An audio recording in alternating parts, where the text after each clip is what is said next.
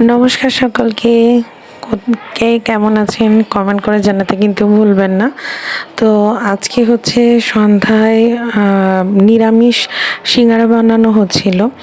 আমার দিদা যেহেতু নিরামিষ খান, তো সে তো হচ্ছে বাইরের পেঁয়াজ দিয়ে সিঙ্গারা খেতে পছন্দ করে না। তো আজকে যখন আমি দিদাকে দেখতে গেছি, দিদা বলতেছে যে আমাকে একটু সিঙ্গারা বানিয়ে খাওয়া।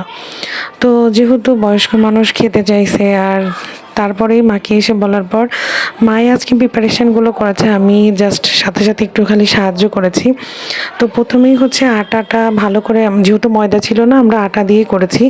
আটাটা ভালো করে হচ্ছে তেল, চিনি, লবণ আর হচ্ছে হালকা একটু কালো জিরা দিয়ে আর হচ্ছে বেকিং পাউডার দেওয়া হয়েছিল, দিয়ে ভালো করে মা হচ্ছে মাখিয়ে নিচ্ছিল। মানে যত ভালো হচ্ছে মাখানো হবে তত হচ্ছে সিঙ্গারার ডোটাও সুন্দর হবে আর সিঙ্গারা খেতেও মুচমুচা হবে বেশি।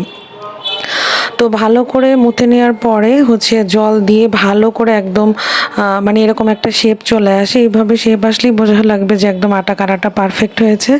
তারপরে আমি আটার সাথে উপরে একটু তেল দিয়ে রেখেছিলাম যাতে হচ্ছে আটাটা একটু স্মুথনেসটা আসে। তো তারপরে হচ্ছে গুটি করে নিয়ে হচ্ছে মা এইভাবে বেলে দুই অর্ধেক করে নিচ্ছিল, না হলে তো সিঙ্গারা শেপ দেওয়া যায় না। আমরা অ্যাজ ইউজুয়াল যেটা জানি যে সিঙ্গারা শেপ আসলে যেরকম দিতে হয়, তো সেইভাবে কেটে শেপ দিয়ে নিচ্ছিলাম।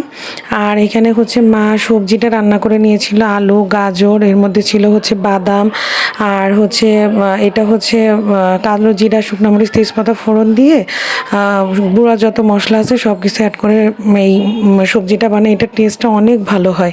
তো কথা বলতে বলতে সিঙ্গারা ভাজাও প্রায় হয়ে আসছে, আর আমি এরকম হালকা ভাজাটাই পছন্দ করি।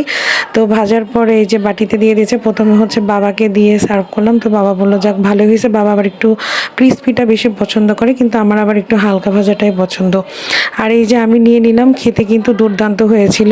তো যারা নিরামিষভোজী তারা কিন্তু এইভাবে সিঙ্গারা বানিয়ে খেতেই পারেন।